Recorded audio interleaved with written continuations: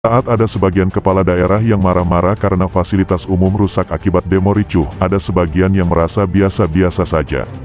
Entah karena takut bersuara atau memang mendukung diam-diam dalam hati. Anies Baswedan tidak mempersoalkan banyaknya pelajar yang mengikuti aksi demonstrasi belakangan ini.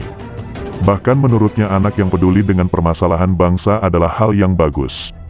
Dia bahkan mengatakan, kepedulian pelajar dengan bangsanya adalah sesuatu yang perlu dirangsang. Sebab akan lebih bahaya lagi jika mereka tak mau mengetahui kondisi yang terjadi dengan negara. Pantes saja orang ini dulu pernah di-reshuffle. Pola pikirnya aneh dan terbalik, bahkan cenderung merugikan. Siapapun tahu kalau tugas seorang pelajar adalah belajar, bukan memikirkan masalah bangsa. Gimana mau pikirkan masalah bangsa, tapi di sisi lain mandiri saja belum bisa, masih minta uang jajan pada orang tua dan belum bisa cari uang sendiri. Problem dasar siswa soal kemandirian saja belum bisa dilewati, masa didorong untuk memikirkan bangsa? Kalau siswa yang berprestasi dengan mengharumkan nama bangsa, ini lain ceritanya. Kenyataannya, mereka yang ikut demo rata-rata tak tahu apa-apa, tak paham apa yang diributkan, bahkan mau-mau aja disuruh untuk membuat kekacauan dan kerusuhan. Otak aja kebanyakan tak dipakai. Polisi telah mengamankan sebanyak 1.377 pemuda dan pelajar terkait unjuk rasa menolak UU Cipta Kerja. Saya tak tahu apakah ini total seluruh Indonesia atau hanya di beberapa wilayah. Anggap saja segitu, dan dari hasil pemeriksaan, diketahui bahwa sekitar 80% dari 1.377 orang yang diamankan ternyata masih berstatus pelajar. Sebanyak 5 orang bahkan masih berstatus sebagai pelajar SD. Memangnya mereka peduli dengan bangsa ini? Coba tanya apa tujuan mereka demo, pasti pada bingung dan linglung tak tahu harus jawab apa. Kalaupun tahu, cuma tahu kulitnya. Yang mereka peduli adalah ikut demo buat gaya-gayaan ataupun disuruh atau diancam untuk ikut demo. Berdiri di atas kaki sendiri aja masih belum bisa. Otak aja tidak dipakai untuk mikir. Menurut Anies, rasa kepedulian bangsa dari pelajar itu harus diarahkan dengan baik. Caranya melalui pendidikan dan pengajaran dari guru dan orang tua agar tak salah arah. Sekarang diarahkan dengan tugas yang mendidik. Jadi kira-kira mindsetnya begitu. Kalau ada anak yang mau peduli bangsanya kita suka, katanya. Misalnya, para guru bisa mulai memberikan tugas kepada anak untuk mengkaji UU yang menuai polemik itu. Anak-anak ini harus diajak dialog lebih banyak. Nanti kalau sekolahnya sudah mulai nanti gurunya bisa kasih tugas kok. Kaji ini soal UU Cipta Kerja, kata Anies. Di mana letak yang menurut Anda harus diperbaiki, di mana letak menurut Anda yang tidak disetujui, katanya. Ini saya bingung, apakah anak sekolah sudah paham soal UU ini yang tebalnya minta ampun?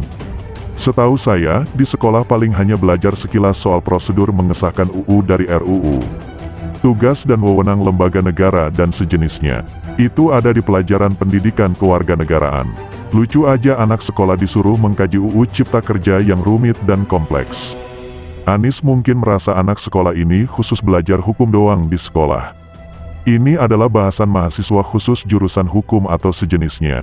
Itu baru betul. Itu pun ada sebagian yang memilih turun ke jalan dan numpang teriak sambil tiktokan biar eksis. Nah, sudah paham kan gimana pola pikir Anies? Selalu anti-mainstream dan terbalik dari logika kebanyakan orang. Mirip logikanya soal jalanan ditutup untuk lapak jualan PKL. Jalanan bukan hak pengendara, tapi hak PKL untuk jualan. Nanti kalau ada soal pertanyaan, sebutkan tugas seorang pelajar, bisa dijawab dengan jawaban kekinian, ikut demo dan lempar-lemparan batu dengan aparat. Begitukah? Wajar saja sih, dulu orang ini diberhentikan. Pola pikirnya tidak nyambung dan tentu saja tidak akan menghasilkan sesuatu yang hebat. Ingin tampil beda tapi terlihat bedoh. Padahal gelar banyak, dianggap intelektual pula, tapi mikirnya kok lucu begini. Gubernur DKI Jakarta Anies Baswedan tidak mempersoalkan banyaknya pelajar yang mengikuti aksi demonstrasi belakangan ini.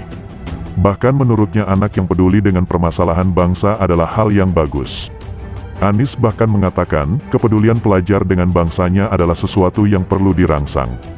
Sebab akan lebih bahaya lagi jika mereka tak mau mengetahui kondisi yang terjadi dengan negara. Anak-anak justru dirangsang. Kalau ada anak yang peduli soal bangsanya bagus dong. Kalau tidak peduli bangsanya yang repot, ujar Anies di Hotel Arya Duta Menteng, Jakarta Pusat, Rabu, tanggal 14 Oktober tahun 2020, malam. Namun, kata Anies, rasa kepedulian bangsa dari pelajar itu harus diarahkan dengan baik. Caranya melalui pendidikan dan pengajaran dari guru dan orang tua agar tak salah arah. Sekarang diarahkan dengan tugas yang mendidik. Jadi kira-kira mindsetnya begitu. Mantan Mendikbud ini menyebut jika nantinya pelajar yang peduli bangsa itu malah berbuat salah, harus dikoreksi. Sekolah selaku institusi pendidikan jangan malah menjatuhi hukuman yang membuat mereka tak peduli lagi dengan bangsa. Kalau ada langkah yang dikerjakannya salah, ya dikoreksi. Prinsip dengan edukasional nanti sekolahnya yang memberikan tugas, pungkasnya. Sebelumnya, Polda Metro Jaya bersama Polres mengamankan sebanyak 1.377 pemuda dan pelajar terkait unjuk rasa menolak Omnibus Law Cipta Kerja pada Selasa, tanggal 13 Oktober tahun 2020. Ada 1.377 yang kami amankan, baik itu sebelum unjuk rasa dan pasca unjuk rasa, kata Yusri. Kemudian saat petugas melakukan pendataan dan pemeriksaan terhadap para pemuda tersebut, diketahui bahwa sekitar 80% dari 1.377 orang diamankan kepolisian masih berstatus pelajar. Sebanyak 5 orang yang diamankan tersebut bahkan diketahui sebagai pelajar SD. Dari 1.377 ini, dievaluasi 75-80% adalah anak-anak sekolah. Kurang lebih 900-800 sekian, bahkan ada 5 orang anak SD yang umurnya sekitar 10 tahun, kata Yusri. FPI ikutan gelar demo penolakan Omnibus Law? Oh, itu sudah biasa, tidak bikin publik kaget. Yang heboh mereka sendiri, yang demo mereka sendiri. Sok sangar, sok betul sendiri. Lihat saja poster rencana demonya. Pokoknya mereka merasa tingkat intelektualnya lebih presiden dari presiden lah gitu. Apakah kemudian demo FPI ini diapresiasi publik? Dieluk-elukan publik hingga terkumpul massa sampai jutaan orang. Mendapat simpati publik, ya lihat saja sendiri pada hari Selasa lalu, 13/10, berapa dan siapa saja yang hadir. Melihat tuntutannya pun, mungkin kebanyakan publik malah akan tertawa. Dilansir Indonesia.com, ada 5 tuntutan yang dituliskan di spanduk yang dipajang di mobil komandonya. Pertama, menolak rancangan undang-undang RUU HIP-BPIP dan tangkap inisiatornya. Kedua, bubarkan partai makar terhadap Pancasila. Ketiga, mendesak MPR segera memakzulkan Presiden Jokowi. Kemudian menolak UU Omnibus Law Cipta Kerja dan batalkan Perpu Corona Sumber. Dengan banyaknya isi tuntutan ini sih, sepertinya FPI akan mengadakan kuliah umum. Ada 3 peraturan undang-undang, 1 isu hukum, pembubaran partai, dan 1 isu konstitusional, hukum. Ya masak cuma teriak-teriak menuntut ini itu doang. Semua harus dijelaskan kan, kenapa ada tuntutan semacam itu. Kenapa menolak Omnibus Law, jelaskan hingga pasal per pasal. Tapi yang dipaparkan oleh orator demo FPI malah soal kepulangan sang imam besar Rizik Syihab.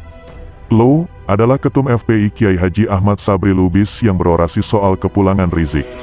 Imam besar Habib Rizik Syihab akan segera pulang ke Indonesia untuk memimpin revolusi, kata Sabri. Sabri menyebut cekal dan denda terkait Habib Rizik di Saudi sudah dihapus. Tanpa merinci soal cekal dan denda yang dimaksud, Dewan Pimpinan Pusat FPI dan umat Indonesia menyampaikan terima kasih yang sebesar-besarnya terhadap pemerintah Saudi dan semua pihak yang membantu Habib Rizik Syihab, termasuk semua umat Islam yang mendoakan beliau agar selalu dilindungi dan segera pulang ke Indonesia, ujarnya sumber. Sementara dalam rilis kepada media, tertulis Insya Allah, IPHRS akan segera pulang ke Indonesia untuk memimpin revolusi selamatkan NKRI. Allahu Akbar. Sumber, tanpa dijelaskan revolusi apa yang dimaksud dalam konteks 5 tuntutan FPI di atas, publik pun sudah paham maksudnya revolusi itu ya buat apa lagi kalau bukan untuk urusan menurunkan Presiden Jokowi kan? Alias makar. Berbagai pihak pun, termasuk 2 partai politik berbasis Islam, PKB dan PPP menanggapi pernyataan FPI ini dengan peringatan keras. Kalau revolusi dalam konteks misalnya semacam pernyataan perang, tentu harus berhadapan dengan pemerintahan, TNI, dan polisi, dan kita semua sebagai rakyat Indonesia.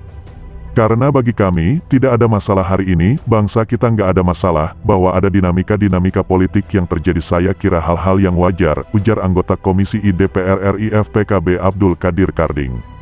PPP mengajak juga kepada semua pendukung HRS agar lebih berhati-hati dan bijak dalam membawakan diksi-diksi politik di ruang publik seperti akan memimpin revolusi dan sebagainya, kata Ketua Fraksi PPP Arsul Sani.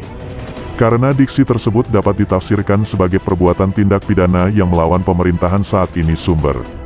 Alias makar, apalagi ditambah dengan klarifikasi soal status Rizik di Arab Saudi oleh Dubes RI di Dana, Agus Maftu Abe Gebril. Ternyata statusnya tetap bermasalah sebagai pelanggar aturan imigrasi. Fakta ini langsung mencoreng muka FPI. Emang publik lebih percaya siapa? Dubes RI atau omongan FPI? Rupanya pihak FPI baru sadar bahwa mereka sedang jatuh ke dalam jurang. Sudah omongannya ketahuan bohong, menyuarakan revolusi pun bisa dikenakan tindakan makar. Mereka pun mulai gelagapan, ngeles di sana-sini dengan omongan yang absurd. Presiden Joko Widodo, Jokowi ngomong revolusi sah saja, nggak dianggap makar, revolusi mental. Kan bisa saja HRS